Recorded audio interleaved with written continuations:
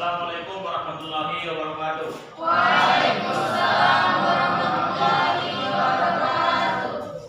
Bagaimana kabarnya kami sekalian? Alhamdulillah baik. Alhamdulillah sehat semua ya.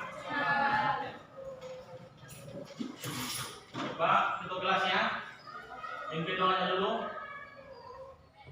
Semua tertib. Sebelum belajar maka kita membaca doa. Bismillahirrahmanirrahim. Bismillahirrahmanirrahim. Raditu billahi rabba. Raditu billahi rabba. Wabil islami dina. Wabil islami dina. Wabi Muhammadin.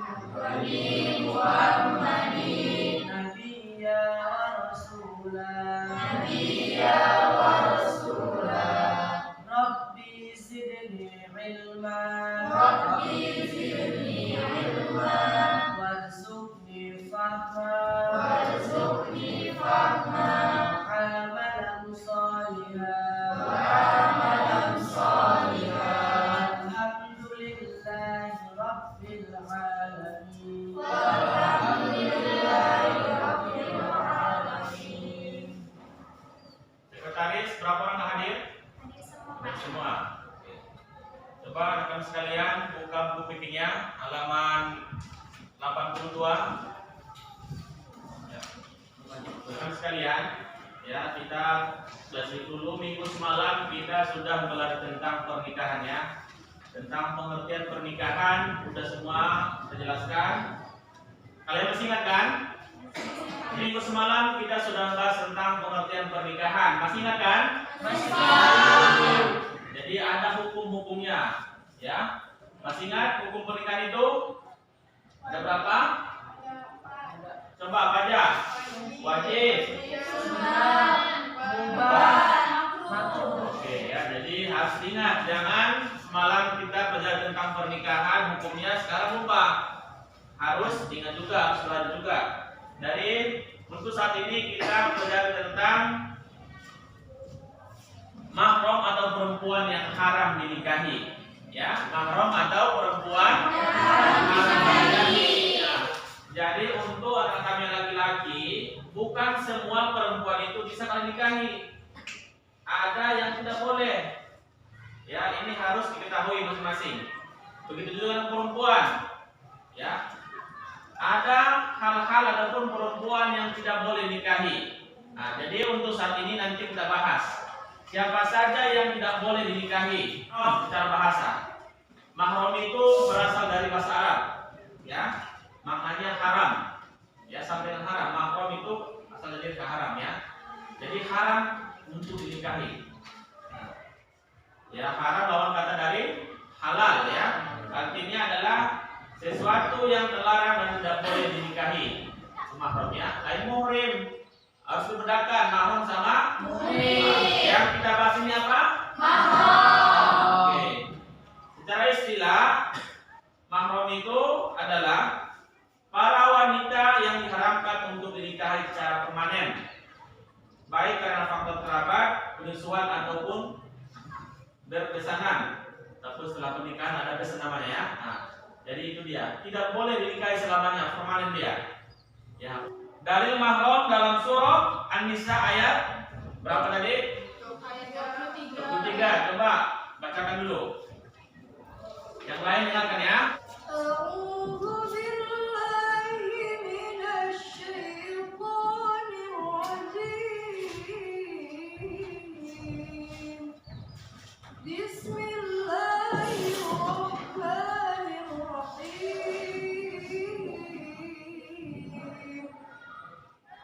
Hurrimat 'alaikum ummahatukum wa banatukum wa akhwatukum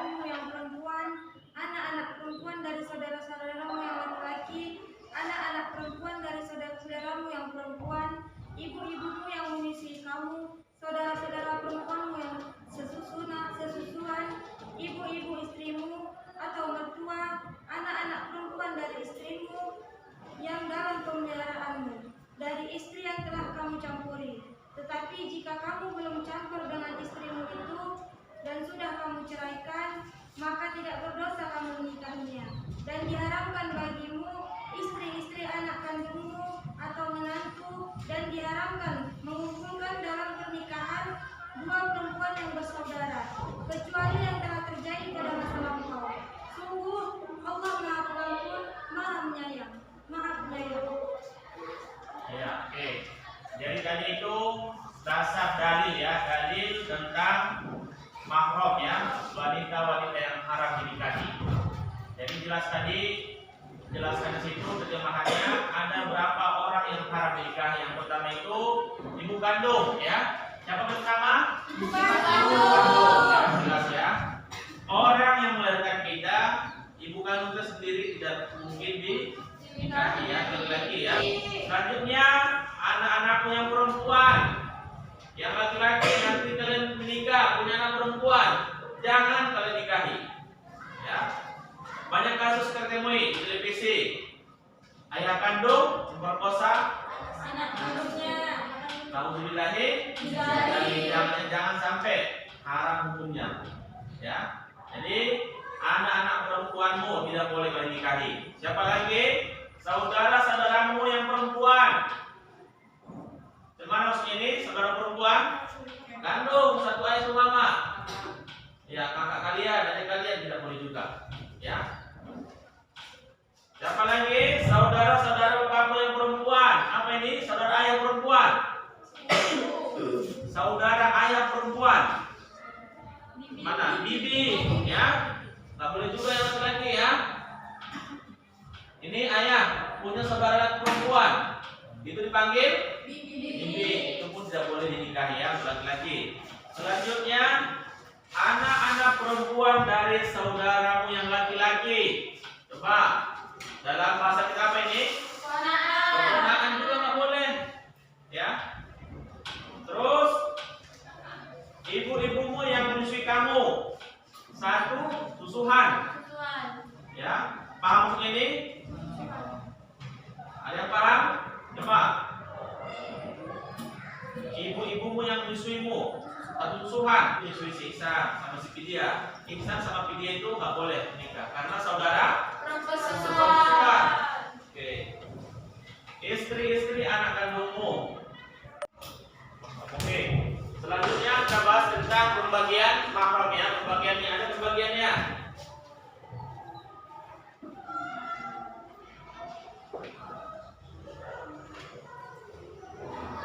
Ini terbagi tiga ya. Yang pertama itu mahram karena nasab.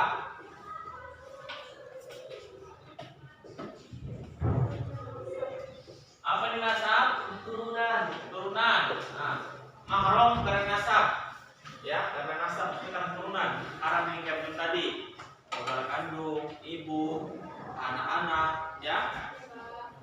Selanjutnya mahram karena pernikahan. Ini yang kedua ya.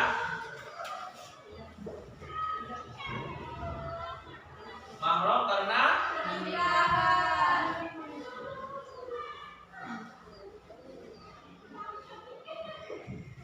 ini cuman namanya ini ada yang paham mahram karena pernikahan? Cuman apa? Oke. Istri orang nggak boleh dinikahi. Ya jelas nggak boleh. Iya. Kalau masih istri orang dia tidak boleh nikahi, kecuali memang udah bisa baru dinikahi. Maksudnya ini mahram karena pernikahan. Coba siapa yang tahu? Coba, oke, menjelaskan ya. Penyebab kemahraman abadi kedua adalah mahram atau akibat adanya pernikahan sehingga terjadi hubungan mertua, menantu atau orang tua diri. Contohnya ini, Munte menikahi seorang perempuan, ya, menikahi seorang perempuan si Umi, ya, si Umi punya adik lagi, mau nikahi lagi, sementara si Umi masih ada nggak boleh ya, haram, ngambil dua karena pernikahan nggak boleh. Kecuali Umi meninggal, ada adiknya boleh kau nikahi. Tapi kalau masih hidup si Umi, adiknya itu nggak boleh kau nikahi. Terus mertua karena pernikahan tadi, ya. Udah ambil suami, mamanya ambil lagi, nggak boleh. Mahram karena penyusuan. Ya. Mahram karena ya penyusuan. Ya, sini semua persusuan. Macam tadi. Apa tadi itu yang buat? Ada orang yang tidak saling kenal, tidak boleh nasab, tetapi satu persusuan itu tidak boleh menikahi. Iya. Oke, jelaskan lagi ya. Dalam mahram karena penyusuan ini adalah beberapa syarat yang harus dipenuhi sehingga menyebabkan terjadinya kemahraman. Maka tidak semua penyusuan dapat menyebabkan kemahraman. Di antaranya syarat-syarat yang dikemukakan oleh para ulama ialah yang pertama, air susu manusia wanita balik, ya minimal 5 kali penyusuan, ya minimal 5 kali. Kalau sekali aja belum termasuk ya. Tapi kalau udah 5 kali itu pada menikahi, ya. Dan tadi Ihsan sama si Vidya. Si Ihsan baru 2 kali menyusui sama si Judi, itu boleh menikahi si Vidya. Tapi kalau sudah lewat 5 kali tidak boleh menikahi si Vidya karena orang itu satu persusuan, ya minimal 5 kali. Kalau baru sekali atau 2 kali anaknya ini, ya perhatikan, anaknya hisap puting, lepas lagi, hisap lagi, bukan 5 kali hisap ya. Minimal dia 5 kali itu kenyang. Gimana namanya kenyang itu? Kalau udah kenyang anak bayi pasti itu ya. Jangan hisap tarik enggak ya. Hisap dia minimal kenyang, tidur pulas ya. Itu dia. Terus maksimal 2 tahun. Ya. Kalau anak bayi berapa tahun menyusui? 0 sampai minimal 2 tahun kan? 2 tahun ya. Oke. Hanya bayi yang belum berusia 2 tahun saja yang menimbulkan kemahraman. Sedangkan bila bayi yang menyusui itu sudah lewat usia 2 tahun, maka tidak menimbulkan mahram ya. 2 tahun. Kenapa ketawa? Ya.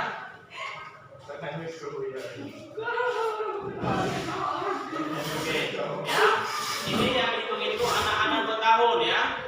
Kalau udah besar itu bukan nyusui namanya. Itu masalah mahram atau wanita yang tadi materi kita pagi hari ini tentang mahram atau wanita yang harus dinikahi. Sudah paham semua kan? Oke. Jadi untuk kasih kesimpulan, tadi ada pembagian mahram itu ada 3 ya. Pembagian mahram ada 3. Yang pertama, yang kedua,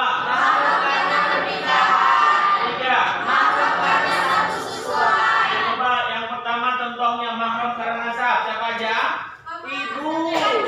Terus anak lagi, nenek, saudara laki-laki, ya banyak ya.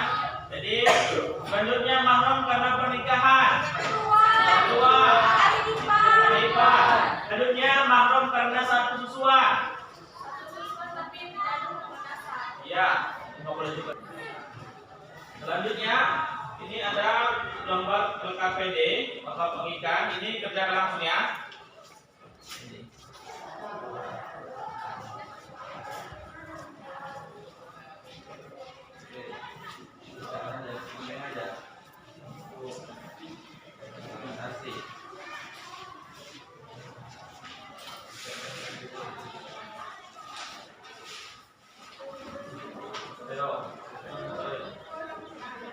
Ya, untuk LKPD-nya Bapak tunggu, kasih waktu 5 menit ya. Nanti